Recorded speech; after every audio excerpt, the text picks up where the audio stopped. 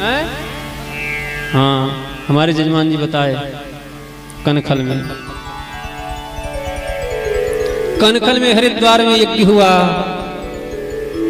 महाराज सारे देवता लोग बढ़िया बन ठन के सुंदर सुंदर कपड़े पहन करके, इंद्रदेव एवरावत लेकर के, कोई कुछ लेकर के, कोई कुछ लेके, सब लोग सज धज के चल दिए। विमान आकाश से चल दी महाराज, विमान चल दी।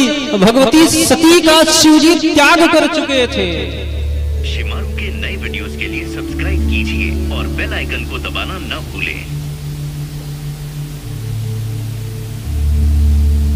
भैया सब्सक्राइब करो। नारायण बोलो सच्चे दरबार की बंधुओं, सब लोग बढ़िया बन ठन के। अच्छा, संसार का यही नियम है, ये पहली प्रथा है, बहुत पहले से है कि अगर दो बहुत घनिष्ठ हों और उनमें विरोध हो जाए, तीसरे को खूब मजा आता है।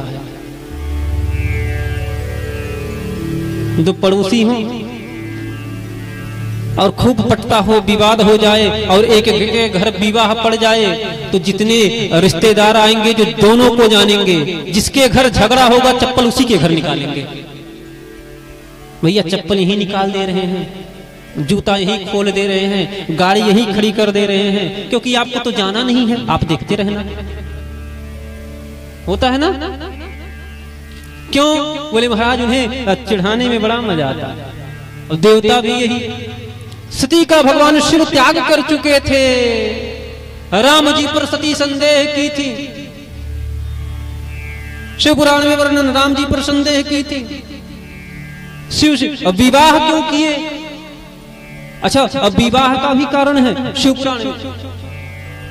शिव जी विवाह नहीं करना चाहते थे।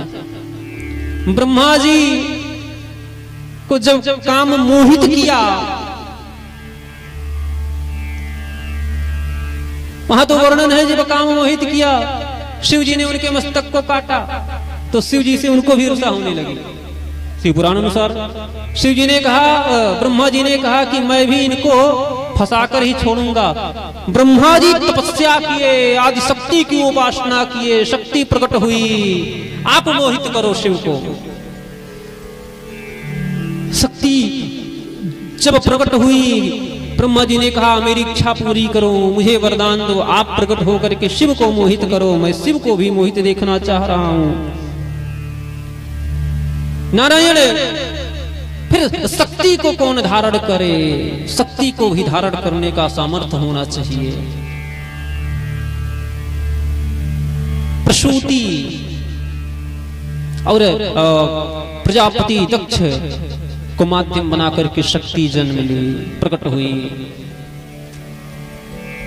और फिर जब विवाह का प्रस्ताव रखा गया, शिव जी ने कहा कि देखो हम विवाह तो करेंगे नहीं, लेकिन शक्ति ने तपस्या किया शिव को प्राप्त करने के लिए, वरदान मांगा। ये सब कथा है शिव पुराण में। शिव जी ने कहा कि जिस दिन विश्वास घात होगा, जिस दिन ये अपने पथ से भटकेंगी, उस दिन मैं इनका त्याग कर दूंगा। और वही हुआ। राम जी को शिव जी ने कहा कि विश्वास करो ये राम है। भगवती सती को विश्वास नहीं हुआ, ना ना ये तो राजा के लड़के हैं। शिव जी ने कहा राम है, विश्वास करो। और वहां तक तो बात ठीक थी, लेकिन जब सती सीता का रूप धारण करके परीक्षा लेने के लिए गई, वहां तो महाराज सब गड़बड़ हो गया। आप लोग जान रहे हैं, सब गड़बड़ हुआ। और जब लौट करके सती आई, शिव जी ने पूछा परीक्षा ली कि नहीं, झूठ बोल गई, विश्वासघात हो गया। जब शिव जी ने ध्यान लगा करके देखा, सती ने सीता का रूप धारण किया, शिव जी ने त्याग किया। कैलाश आए 88,000 नारायण 87,000 वर्ष बीतने के बाद शिव की समाधि खुली। आज शिव जी के सामने सती बैठी हैं, शिव जी कथा सुना रहे हैं। और जो देवांगनाएं थी वो बढ़िया नाचती हुई गाती हुई अलाप लेती हुई, बीड़ा सितार मृदंग पर थाप देते हुए उछल रही थी, जा रही थी। क्या हो रहा है? दृष्ट्वा सा वाजपेयेन ब्रह्मस्थान भूचा बृहस्पति शवं नाम समारेभे क्रतुत्तमम्। वाजपेयी यज्ञ संपन्न हो गया और ये दूसरा यज्ञ चल रहा है। ना तो वाजपेयी यज्ञ में शिव को बुलाया गया, न सती को बुलाया गया। चलो दामाद को छोड़ दो, लेकिन बेटी को तो याद कर लेते। बेटी को भी याद नहीं किया। क्यों? बोले शिव की संबंधी है। दक्ष ने कहा था जितने भी शिव के अनुयायी हैं, शिव को चाहने वाले हैं, शिव भक्त हैं, जो शैवी हैं, उनको नहीं बुलाया जाएगा। यदि कोई आ भी गया तो उनका सत्कार नहीं होगा। निर्देश था।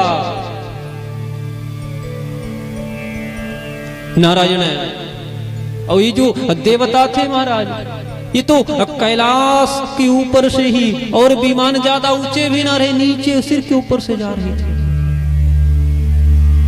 और महाराज देख रहे कथा हो रहा है। देखा कथा में विघ्न करने का, कथा में रुकावट करने का क्या परिणाम होता है ये देवताओं के स्वभाव से देखो, चरित्र से पूछो। देवता जो भगवान शिव कथा सुना रहे थे, उस कथा में आए विघ्न करने। शिव जी उपदेश कर रहे हैं, सती सुन रही हैं, देवता ऊपर से ले जा रहे हैं, देवांगनाएं गा रही हैं और कथा में विघ्न किए। इसका परिणाम क्या? सभी लोग दंडित हुए। सभी लोग दंडित हुए। आगे वर्णन आएगा महाराज। जो देव पत्नियां थी, वो देव पत्नियां कितने मधुर सुंदर कंठ से, कोयल की भांति कंठ से और मधुर गान कर रही थी। और वो गान कैसा था? गीत गाओ ठीक है, आप भजन करो, आप कीर्तन करो, सब कुछ करो ठीक है, लेकिन बगल में कोई यदि ध्यान लगाए बैठा है तो उसकी समाधि न टूटने पावे, उसका जो ध्यान है वो टूटने ना पावे। आपके कीर्तन से, आपके भजन से किसी का पूजा खंडित ना हो, किसी का ध्यान खंडित ना हो, ये जरूर ध्यान रहे। सभी साधक को ये ध्यान रख करके ही भजन करना चाहिए। आप कीर्तन करो, आप नाचो, मजीरा बजाओ, करताल बजाओ, मृदंग बजाओ, ढोलक बजाओ, तबला बजाओ, हारमोनियम बजाओ, कीर्तन करो, लेकिन बगल में कोई साधक हो, कोई साधु हो, कोई महात्मा हो, कोई भक्त हो, अगर जप कर रहा है, ध्यान लगाकर बैठा है, समाधि लगाया है, उसकी समाधि खंडित ना हो, उसका ध्यान ना टूटने पावे, उसका जप ना खंडित होने पावे, ये ध्यान रहे, नहीं तो इसका परिणाम बहुत भयानक होता है।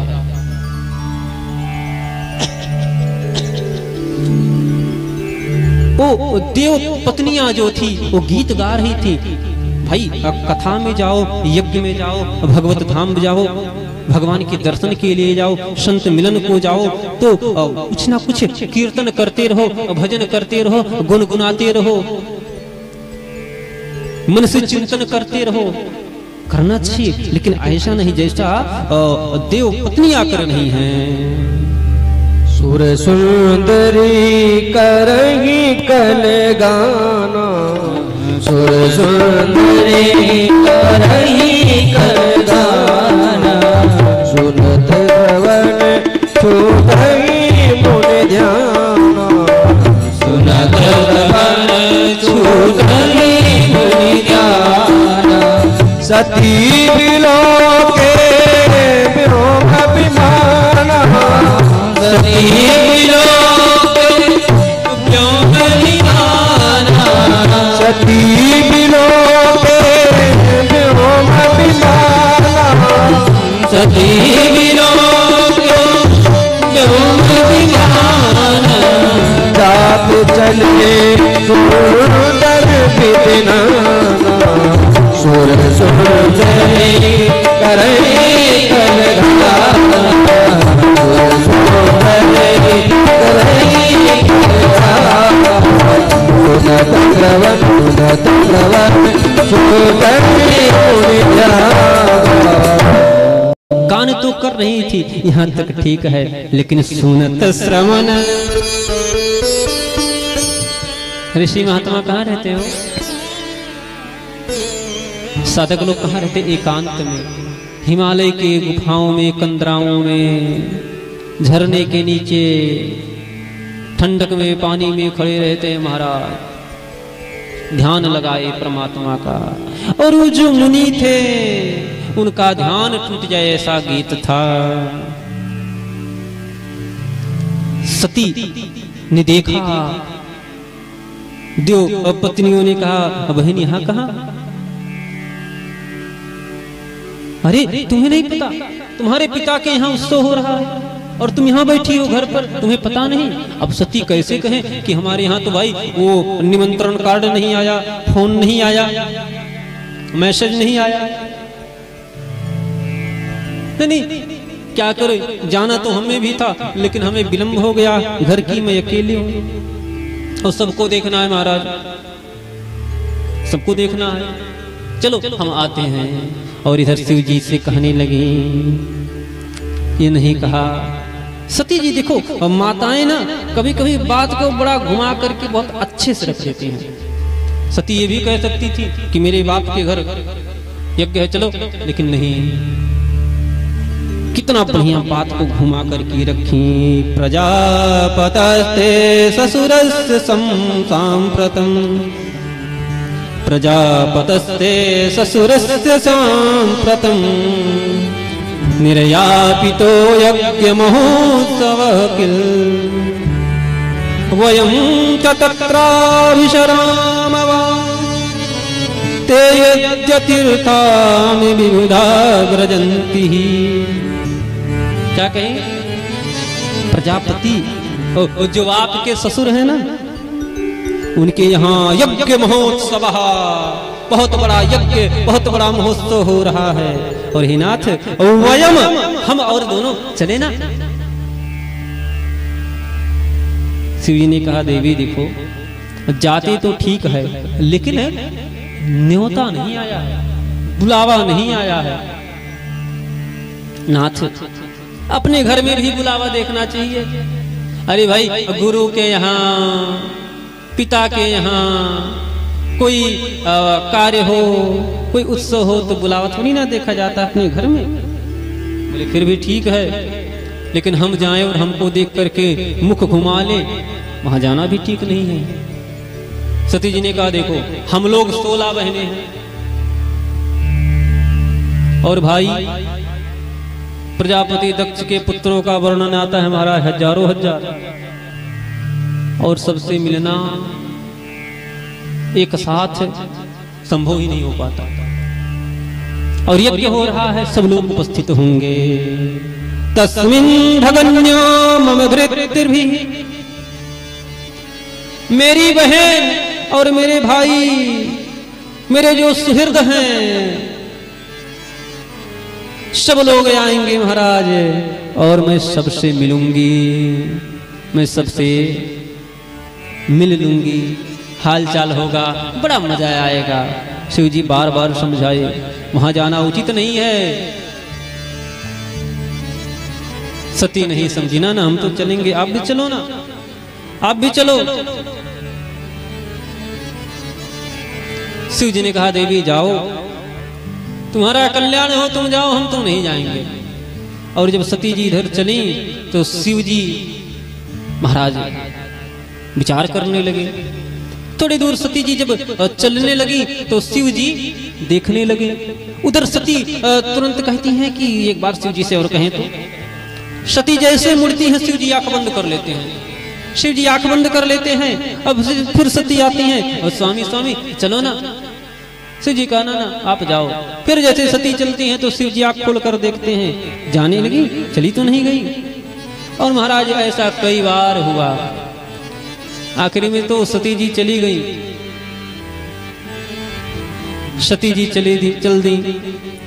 रास्ते में और द्वार पर सब लोग मिले, शिवगढ़ नंदे भृंगे श्रृंगे सब लोग मिले। मैया मैया कहाँ? सती ने कहा अरे मेरे पिताजी के यहाँ बहुत बड़ा उत्सव है, चलो सब लोग चलो। खूब बढ़िया मालपुआ तस्मई और रसमलाई मृत्यु मिलेगा, सब लोग खाना आनंद से महाराज।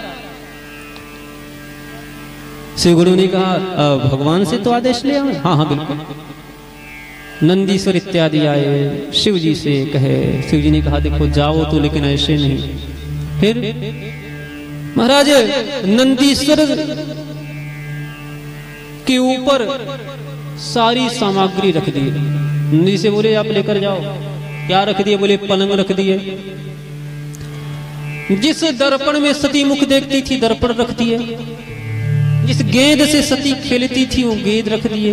जिस तोता मैना से बातें करती थी वो रख दिए महाराज। अर्थात सती के उपयोगी जितने सामग्री थे, जितने वस्तु थे, सब नंदीश्वर पर रख दिया गया। क्यों? क्योंकि अब सती लौट कर नहीं आएंगी और इनके उपयोगी वस्तु रहेंगे। जब उस पर दृष्टि पड़ेगी तो बड़ा पीड़ा होगा। नारायण सब कुछ रख दिए।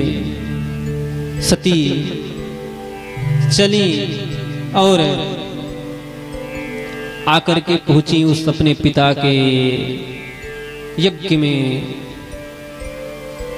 जब पहुंची महाराज तो जो लोग सती को देख करके लंबी दंडवत करते थे सब लोग आज मुख घुमा लिए। सब लोग मुख घुमा लिए। बहनें जो थी वो तो फिर मजाक करने लगी, अरे तुम्हारे पति नहीं आए, किस गाड़ी से आई हो? कुछ घरवर बना के भी गुफाओं में रहते हो। अब महाराज वो सब निंदा करने लगी, निंदा करने लगी। सती ने देखा कि सब लोग शिव की निंदा कर रहे हैं। यहाँ छोटे से छोटे देवताओं के लिए भी भाग रखा है, लेकिन अरुद्र भागम तम वेक्षाध्वरम, जो अधर्यु हैं, जो अग्नि में आहुति दे रहे हैं, जो यज्ञ के ब्राह्मण हैं, वे शिव जी को तनिक भी आहुति नहीं दे रहे हैं। सबको दे रहे हैं लेकिन शिव जी को एक भी आहुति नहीं दी जा रही है। और जो यज्ञ शिव रहित हो, कल्याण रहित हो, वो यज्ञ एक कैसे हो सकता है? हम लोग छोटा सा पूजा करते हैं तो कहते हैं विश्व की शांति हो, कहते हैं ना, विश्व का कल्याण हो, विश्व में शांति बनी रहे, आपस में सौहार्द हो, कहते हैं। लेकिन इतना बड़ा यज्ञ और कल्याण की भावना ही नहीं है। कल्याण की भावना ही नहीं है। महाराज जब पता चला मैया को,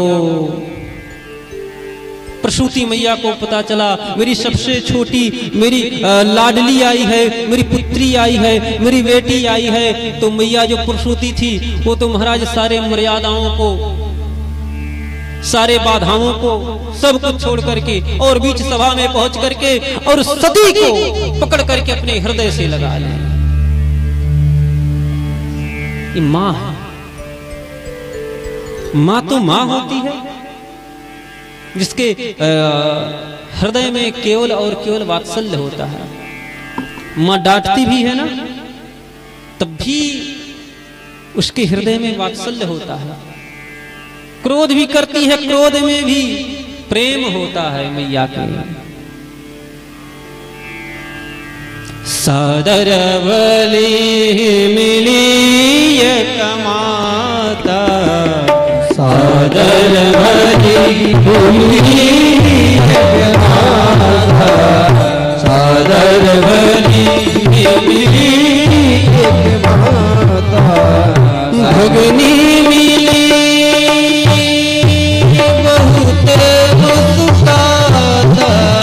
भगनी मिली बहुत मुस्काता, भगनी मिली बहुत मुस्काता, भगनी मिली बहुत मुस्काता। इतना तो हुआ ठीक था, कम से कम न्योता नहीं दिए, अब बुलाए नहीं, कम से कम बेटी आई थी। भाई अपने ससुराल में कुछ होता है तो बेटी को एक